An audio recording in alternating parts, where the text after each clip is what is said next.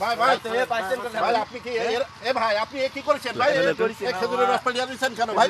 এই যে খেজুরের রস পানি দিয়েছেন ভাই, এ ভাই আপনারা তো সরল দেন না, পানি কই? এ ভাই এ ভাই এ ভাই এই গাছ তো জানি না কই না ভাই। তা আপনি এই দিনের বেলায় আপনি রস চুরি করছেন কেন ভাই?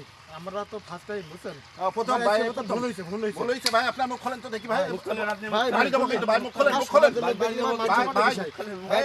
মুখ খোলেন ভাই, মুখ খোলেন মুখ খোলেন ভাই, মুখ খোলেন এ ভাই, এ তো দেখতে ভদ্র মানুষ কিন্তু ভাই, মুখ খোলেন মুখ খোলেন ভাই, মুখ খোলেন ভাই, এ তো ভদ্র মানুষ ভাই। আপনি কি ভাই এর আগে রস চুরি করেছেন কোন সময়? না, ফার্স্ট এই প্রথম প্রথম জি জি। আচ্ছা প্রথম ভাই, আর কোনোদিন কারো রস চুরি করবেন না, ঠিক আছে ভাই? অনেক কষ্ট করি দেখেন এই গাছতে, গাছ কাটতে অনেক কষ্ট করি। জি জি জি।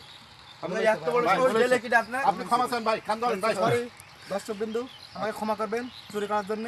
আর কেউ এইভাবে চুরি করবেন না। আমাকে ভিডিওটা যদি ভালো লাগে একটা সাবস্ক্রাইব, একটা লাইক, একটা কমেন্ট করবেন। সুপ্রিয় দর্শক, এক সময় যশোরের ঐতিহ্য ছিল খেজুরের রস, আর এই খেজুরের রস থেকে তৈরি হয় খেজুরের গুড় ও পাটালি, যেটার আছে সারা দেশব্যাপী সুখ্যাতি।